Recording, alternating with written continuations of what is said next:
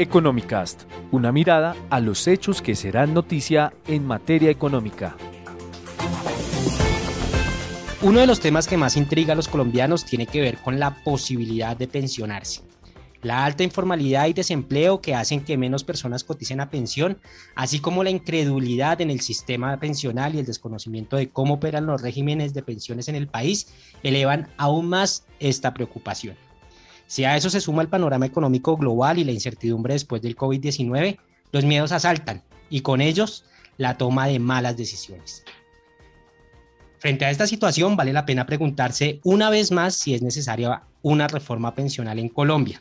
¿Qué debe tener en cuenta si se lleva a cabo y cuál es la realidad hoy en el país en materia de pensiones?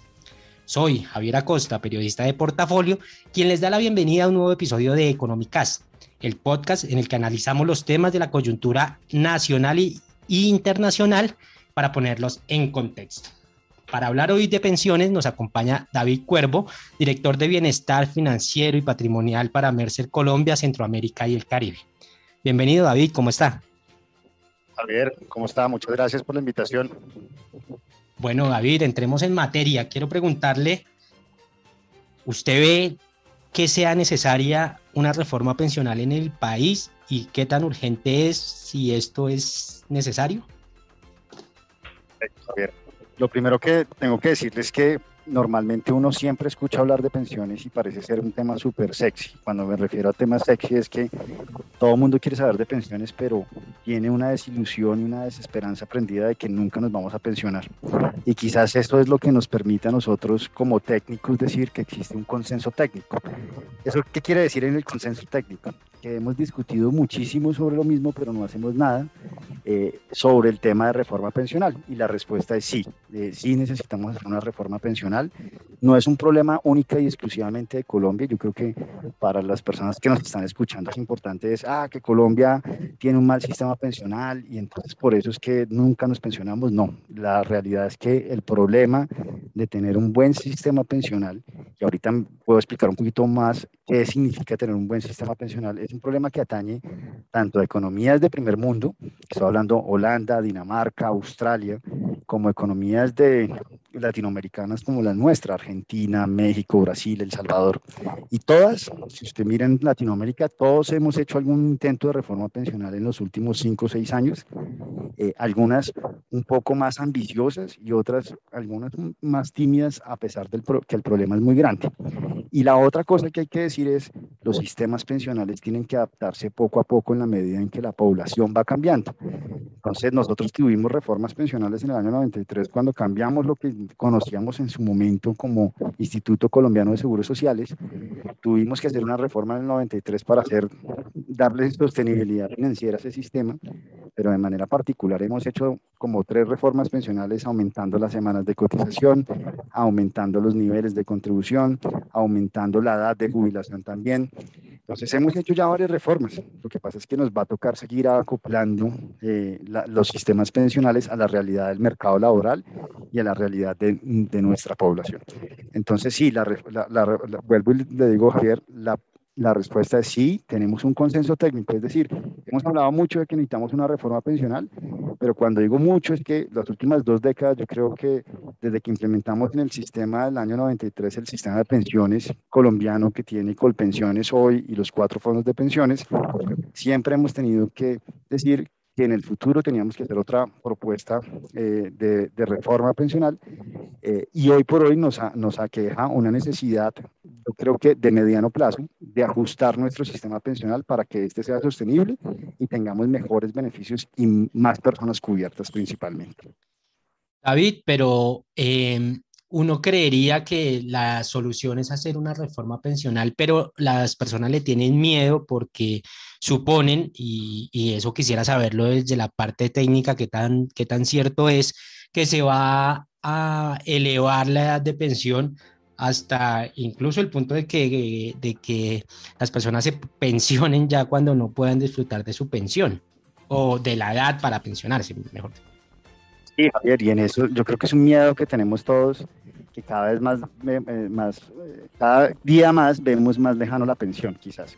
Pero sí, en efecto, ¿qué es lo que sucede? Nosotros tenemos como reto técnico, y esto lo puedo hablar en cualquier lugar del mundo, tratar de cubrir a la mayor cantidad de población activa, sea ella formal o informal, independiente o en estado de dependencia, que se afilie al sistema de seguridad social y en específico de pensiones, que lo haga por el mayor tiempo posible, que ahorre mucho dinero o que contribuya muchas semanas de cotización y que de alguna manera al final de ello tienen una promesa de tener un beneficio.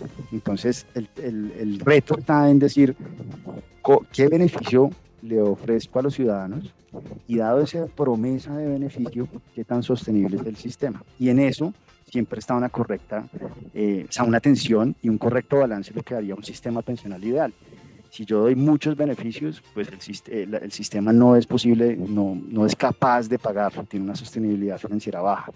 Si yo doy pocos beneficios, mi sistema pensional es muy, muy sostenible, pero la gente no está contenta. Usted me pregunta, ¿el sistema chileno es bueno? No, es sostenible, pero pues la gente está descontenta y por eso hay protestas anti-AFP y solicitan reforma pensional. Ahora, la gente está feliz y tiene mejor beneficio en España. Sí, de acuerdo, tiene mucho mejor beneficio en España, pero el sistema tiene graves problemas de sostenibilidad financiera. Entonces siempre encontramos o intentamos encontrar un balance correcto entre lo que otorgamos como beneficio, que se llama adecuación, que si ese beneficio es muy adecuado o no de acuerdo a las características poblacionales que tenemos en el territorio, y dado ese beneficio si lo podemos pagar. Entonces, en esa atención y en encontrar el correcto balance, pues sin duda alguna nos enfrentamos a unas cosas, Javier, que son difíciles de entender para la gran mayoría de personas, pero por ejemplo una que es irrefutable, aunque no la queramos aceptar, es que nosotros hoy vivimos más de lo que vivían nuestros abuelos o bisabuelos. Entonces, si yo le pongo una edad de pensión de 55, 60 años a una persona, pensando que se iba a morir a los 70, pues uno pensaba que tenía 20 años de pensión. Pero si ahora la persona vive hasta los 90, ya no tengo 20 años, sino 40 de pensión. Entonces, no hay matemática financiera que aguante que yo le pueda ahorrar 30 años y que me gaste 40 en el proceso de pensión. Entonces, ¿qué pasa? Pues una de las presiones que tiene todos los sistemas pensionales es elevar la edad de retiro.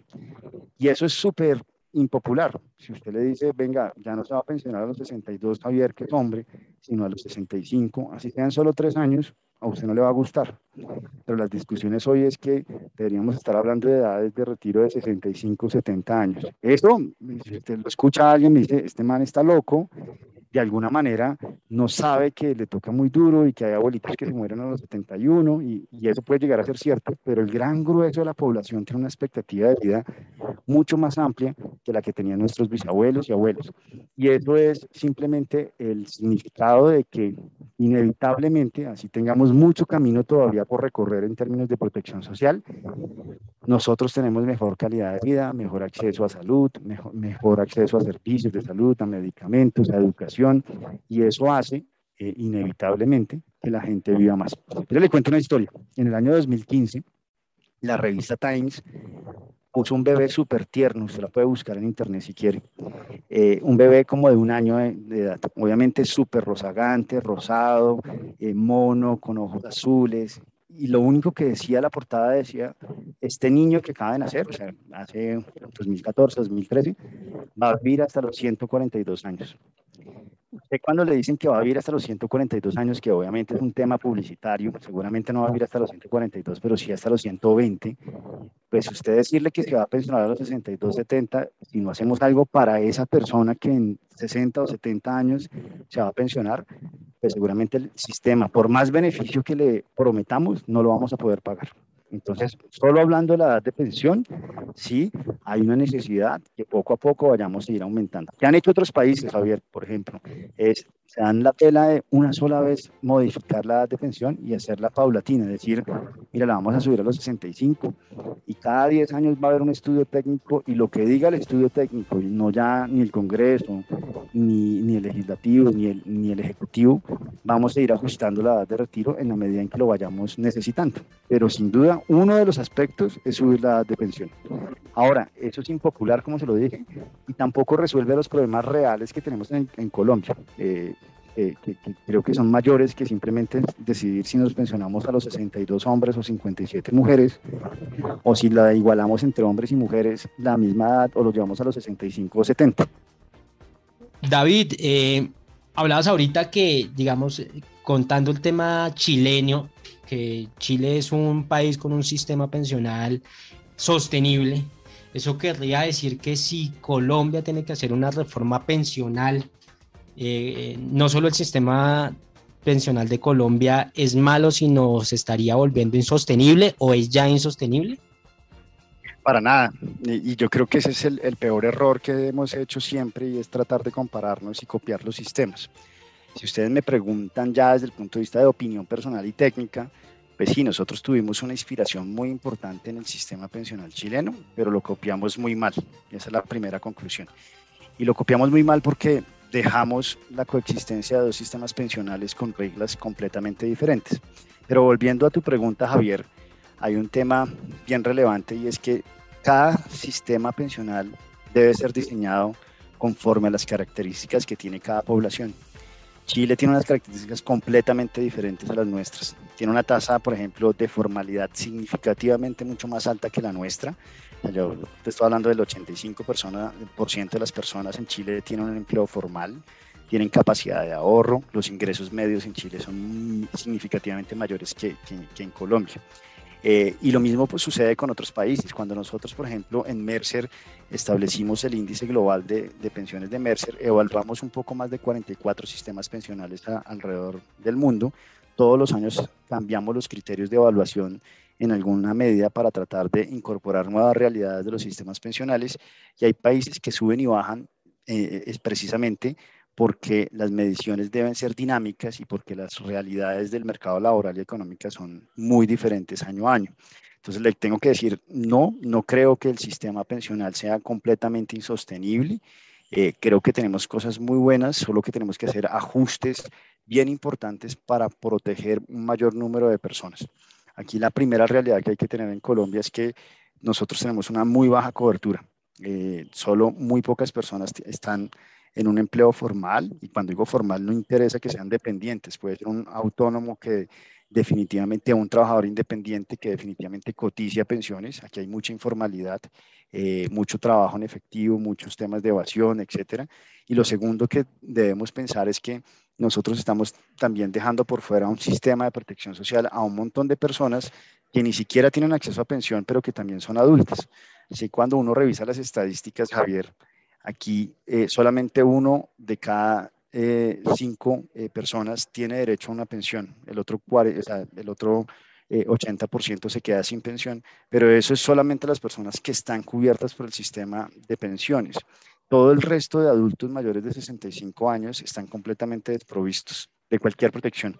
Hay algunos intentos de beneficios económicos periódicos, de algunos temas de subsidios de familias en acción, cosas de ese estilo, pero básicamente son adultos en pobreza o en miseria porque no tienen ningún ingreso.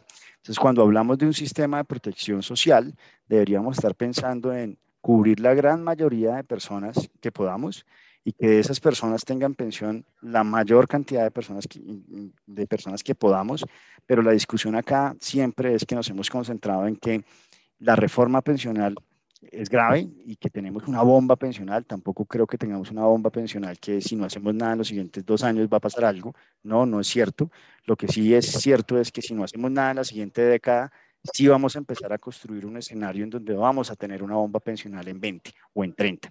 Y con base en ese contexto, cuando hablamos de pensiones estamos hablando de unos pequeños y pocos privilegiados que hay en el país, que son los como usted, Javier, o como yo, que estamos en un empleo formal, y que tendremos una legítima expectativa de algún día pensionarnos. Pero eso no es la realidad del colombiano. La realidad del colombiano es que de pronto ni siquiera vaya a tener pensión o ni siquiera está en el sistema pensional como un afiliado cotizante. David, desde que yo tengo uso de memoria y recuerdo a las personas mayores hablando de la necesidad precisamente de una reforma pensional, eh, eh, aún pareciera no concretarse y que no se sentaran a la mesa a definir los gobernantes, los políticos, las personas que de alguna manera tendrían que dar esta discusión. ¿Dónde usted cree, David, que hay el cuello de botella para que no nos sentemos a hablar de una reforma pensional que para todo el mundo es muy importante, pero que las propuestas todavía no llegan sino a cuentagotas? Yo creo, es una muy buena pregunta, Javier, porque si hay algo difícil en donde uno se quiere poner de acuerdo es en un tema de pensiones y especialmente porque tenemos diferentes intereses y diferentes perspectivas. Si usted habla con los técnicos, todos le van a decir, necesitamos un ajuste de reforma pensional, no importa de dónde sea el técnico, si el técnico es muy pro fondo de pensiones, o sea, muy pro colpensiones, o sea, muy pro Estado, el que sea, le dice necesitamos una reforma pensional. Cada quien desde su perspectiva intentando reformar, eliminar, acabar lo que a él le parece inapropiado. Pero adicionalmente, Javier, esto tiene una connotación política. Usted con las pensiones puede hacer populismo, tanto de derecha como de izquierda, y déjeme le explico esto. Eh, Ortega en Nicaragua empezó su decadencia como líder del socialismo en Nicaragua con una sola cosa, subir el nivel de contribución para su sistema pensional, que es bastante deficiente, con cargo a los trabajadores. Y ahí empezaron las protestas sociales. Y estamos hablando de un gobierno completamente de izquierda. Si usted hoy habla con El Salvador, que tiene un gobierno relativamente de derecha, o si no de un poco más allá de la derecha, la gente está intranquila con sus pensiones, porque sin duda alguna un sistema pensional tiene una connotación particular y es que hay dinero ahorrado con el cual se puede hacer muchas cosas. Entonces hay una segunda perspectiva que es la política y usted ponga atención o ponga de acuerdo a un político con un técnico, pues eso hay una distancia, un abismo gigantesco, pero adicionalmente como es popular, usted puede generar eh, diferentes temas sociales. Entonces aquí hay cálculos políticos que hacer. Primero, hacer una reforma pensional necesita usted un capital político. Entonces es un gobierno nacional que quiere adelantar una reforma pensional que no tenga mayorías en el Congreso, que no tenga una popularidad muy alta, pues es un salto al vacío, pero adicionalmente que tenga la valentía política de hacerlo, porque eso implica consumirse todo su capital político para adelantarlo. Ese es el primer tema. Y el segundo, pues dependiendo de todos estos grados de protesta social que vemos no solamente en Colombia, sino en toda Latinoamérica, pues cuando uno revisa eso, uno tiene que ser muy cuidadoso en qué propone y hasta dónde queremos ir y qué tan sensible está el tema ya popular de protesta y de qué nos puede aceptar o qué no aceptar la población. Entonces, aparte de esas tres indicaciones, pues obviamente en la mitad hay intereses también económicos que no se pueden pues, ocultar y todas esas diferentes perspectivas, ponerlas de acuerdo con un objetivo común, de tal manera que tengamos un buen sistema pensional, pues es una tarea de titanes. Ese es el primer concepto que le podría decir de por qué siempre hemos hablado, y por eso digo, hay un consenso técnico, es decir, hemos hablado muchísimo, que fue lo primero que le dije, y no hacemos nada, es que muchas personas hablan de una reforma pensional, pero ponerse de acuerdo con mi visión de pensiones o con la visión de Javier o con la de Claudia, la señora que está como empleada de servicio doméstico o con el alto ejecutivo de una empresa, pues es completamente diferente, a pesar de que todos los cuatro necesitemos de un ingreso para el momento en el que nos retiramos y podamos vivir tranquilamente en nuestra vejez. David, usted hace un momento hablaba de que no basta con, o no bastaría con subir la edad de pensión para lograr una reforma pensional que se ajuste a la realidad colombiana. Entonces, ¿cuáles son esas otras recomendaciones? En qué se debe fijar el país cuando empiece una discusión seria acerca de la reforma pensional? ¿Cuáles serían, digamos, esos elementos claves para pensar en una buena reforma de pensiones? Bueno, súper chévere su pregunta, Javier. Hay varios aspectos. El primero de ellos es que tenemos que asegurar que el beneficio sea adecuado para las personas que vivimos en Colombia y que tengamos la posibilidad de tener buenas pensiones. Nuestra población tiene principalmente un ingreso mediano muy similar, muy cercano al salario mínimo. Aquí estoy hablando que cuando uno revisa las estadísticas de cotizantes al sistema de pensiones, el 50% de la gente que cotiza lo hace sobre un salario mínimo. Y de ahí hacemos un salto gigantesco como al 80% de las personas lo hace sobre 2 salarios mínimos. Si yo tengo un sistema pensional que otorga pensiones de 20 salarios mínimos, cuando la gran mayoría de personas solamente gana hasta 4 o 5, pues ahí tenemos que empezar a trabajar. Eso no le gusta desde luego a los altos ingresos y eso no le conviene, por ejemplo, a una persona que no importa en qué sistema esté o no esté, si es con pensiones AFP, que le digamos que su pensión va a ser de 6 salarios mínimos máximo o de 7 salarios mínimos máximo como tema de posibilidad de pensión. Eso no le gusta a la gente y ahí hay intereses políticos y hay intereses económicos. Entonces, la primera recomendación es ajuste el beneficio pensional a la realidad económica del país y al mercado laboral. Lo segundo que tiene que uno que revisar es trate de generar temas de contribuciones significativas. Colombia tiene una de las tasas de contribución más altas de Latinoamérica, eso no quiere decir que sea suficiente, pero si uno compara Chile, Perú, el nivel de ahorro para pensiones en Colombia es 1 o 2 puntos más alto que esos países y son sistemas que son robustos de alguna manera en términos de ahorro. Por ejemplo, Chile es robusto desde el punto de vista financiero, pero no tiene buenos beneficios pensionales. El tercero es sin duda pasar por el tema de edad de retiro, aunque no marca la diferencia. Hay unos temas importantes, por ejemplo, en el temas de equidad de género, Javier. Los sistemas pensionales normalmente tienen menores beneficios o las mujeres tienen menores beneficios en pensiones o probabilidad de pensionarse que los hombres. Y déjeme una cosa, también la aclaración que tuve la oportunidad de discutir la semana pasada en otro foro, y es particularmente uno piensa que es un tema de los países de tercer mundo, y no, Dinamarca y Holanda, que son países muy, muy fuertes, tienen problemas de equidad de género en sus sistemas de pensiones. Es decir, el beneficio de pensión de una mujer es relativamente más bajo que el de un hombre. Eso tiene razones técnicas, pero también tiene razones pues, de mercado laboral que deben corregirse desde el mercado laboral y no en las pensiones. Pero, por ejemplo, esa deuda que tenemos de equidad de género en hombres y mujeres, hay que también intentarlo resolver en lo que pueda resolver el sistema pensional. ¿Eso qué quiere decir? Que no quisiera generar subsidios exagerados hacia mujeres cuando yo puedo corregir eso con mejores pagas en la equidad en la mujer o con mejor ingreso al mercado laboral en la mujer que tratando de subsidiar pensiones. Hay unos temas, por ejemplo, del régimen de inversiones. Tenemos que asegurar, entonces estamos hablando de ahorros pensionales que vamos a dejar durante 40 años, 35 años. Tenemos que fortalecer la forma en que invertimos esos recursos. Usted me puede decir, pero eso es en los fondos privados de pensiones. No, eso también pasa en los regímenes de prima media, que Colpensiones no tenga recursos y que esa es una de las razones por las cuales digan que siempre estamos subsidiando, que es cierto, no quiere decir que en el régimen de prima media no existan recursos de ahorro pensional, porque ahí tenemos otros regímenes especiales que también tienen ahorros y que hoy están supeditados a un régimen de inversiones que no permite que se hagan un uso eficiente de esos recursos.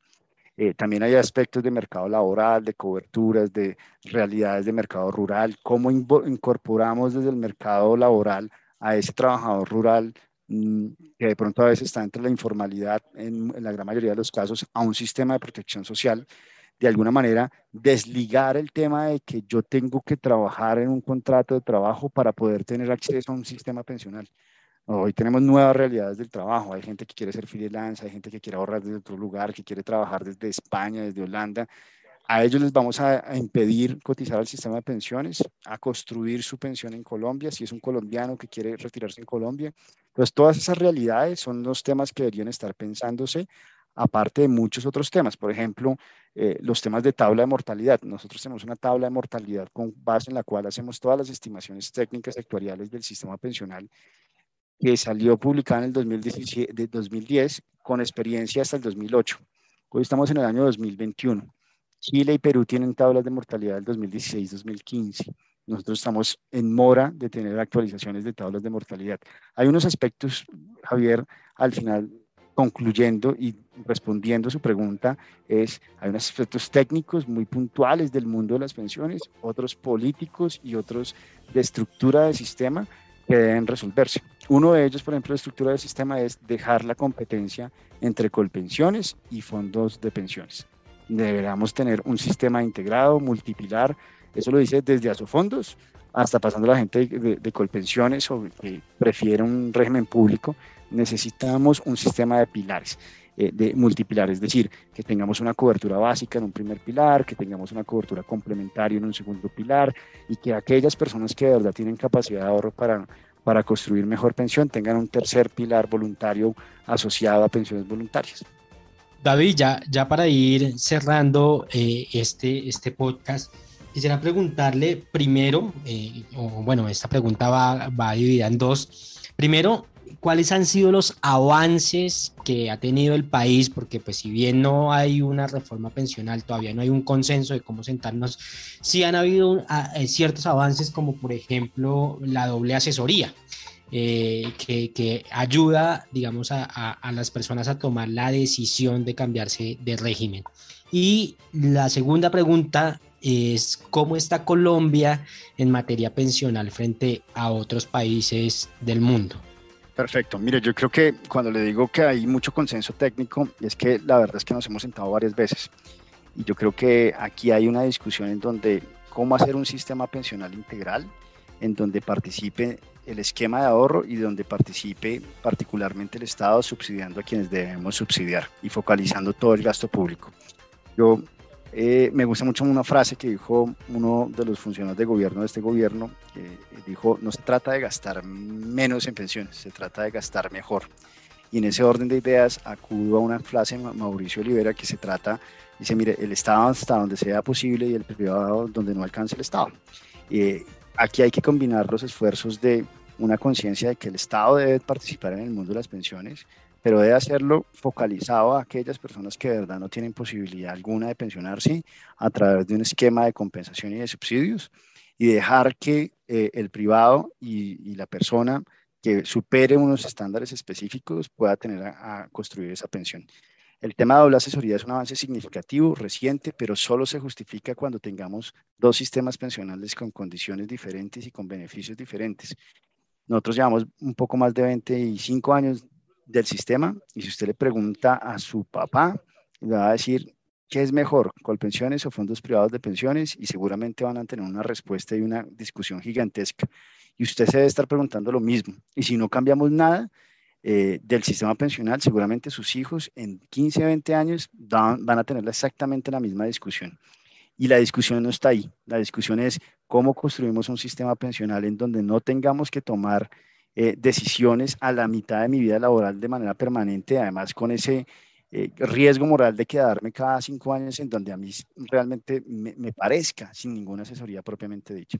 Ahora, su segunda parte de la pregunta, ¿cómo está Colombia? Colombia pues está en nuestro índice global de pensiones de Mercer, que lo hacemos junto con el CFA Institute, que es una de las instituciones más importantes del mundo de las inversiones, en la mitad de la tabla, mitad, parte baja de la tabla. ¿Qué nos pasa? Tenemos unos beneficios relativamente buenos. Cuando digo relativamente buenos es, si yo tengo la gran mayoría de personas ganándose un salario mínimo, e hipotéticamente todas esas personas, hombres y mujeres, se pensionaran, pues la pensión mínima acá en Colombia es de un salario mínimo. Tengo una relativa buena pensión para ese tipo de personas. Ahora, ¿qué pasa? Tenemos unos problemas de sostenibilidad. Sí, no hay una bomba pensional, como lo he dicho. Tenemos que hacer procesos de reforma, tenemos que ampliar la edad de retiro, tenemos que aumentar las semanas de cotización, el tiempo por el cual nosotros ahorramos, generar unos temas importantes en los sistemas pensionales, etcétera. Pero de alguna manera, Colombia está mejor que otros países, por ejemplo, está mejor que Perú, está mejor que Argentina, está mejor que México, está mejor que Brasil, en Latinoamérica. El único que nos puede superar en este instante es Chile por su sostenibilidad, no por la calidad de las pensiones, y eso es bien importante. Y en el último índice incluimos a Uruguay y nos va mucho mejor. Y ellos tienen un sistema multipilar en donde participan fondos privados, pero también el Uruguay tiene un sistema de beneficio definido en una parte base de la pirámide.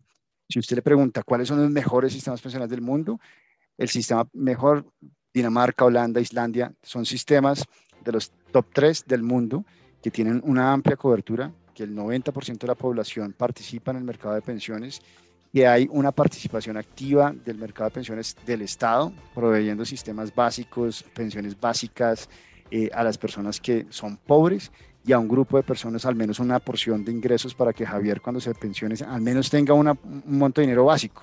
Y de ahí para adelante tiene un sistema de ahorro basado en contribuciones tanto de empleados como de compañías o con muchas alternativas de inversión, con unas estrategias de inversión apropiadas, mucha asesoría en finanzas personales y demás, que hace que la suma de todos esos ingresos tengan muy buena pensión. Ninguno tiene un sistema puramente de beneficio definido tipo Colpensiones, ni ninguno tiene un sistema puramente de ahorro como lo tienen los fondos privados de pensiones. Tienen lo mejor de ambos sistemas. Yo creo que ahí es donde uno tiene que entender que Colombia tiene que hacer esa transición, que estamos mejor que otros países, pero que el hecho de que las pensiones sea un problema de todo el mundo no quiere decir que no tengamos que hacer nada, sino que por el contrario estamos en el momento idóneo. Cuando hablamos de reforma pensional es que cuando hagamos una reforma pensional hoy, Javier, lo que va a suceder es que en 20 años vamos a ver los efectos de esa reforma pensional. Si esperamos 20 años para hacerlo, de pronto en ese momento sí vamos a tener un problema de bomba pensional. Pero hoy necesitamos hacer unos ajustes en pro de las personas como sus hijos o los míos, de tal manera que en el futuro tengamos algún tema de protección social, porque hoy se nos va a quedar solamente para el 20% de la población de aquel 50% que tiene la posibilidad de tener un empleo formal, y adicionalmente dejamos a un montón de personas adultas mayores de 65 años completamente desprotegidas. David, pues muchas gracias por compartir con nosotros este espacio. Un saludo también a mi compañero Julián Castiblanco, que nos acompañó en la parte técnica. Muchas gracias a los dos por haber estado aquí, y a David por discutir este tema tan importante para el país. Y a los lectores y oyentes de Portafolio, los invitamos a que continúen conectados a nuestro portal www.portafolio.com. Hasta la próxima y muchísimas gracias.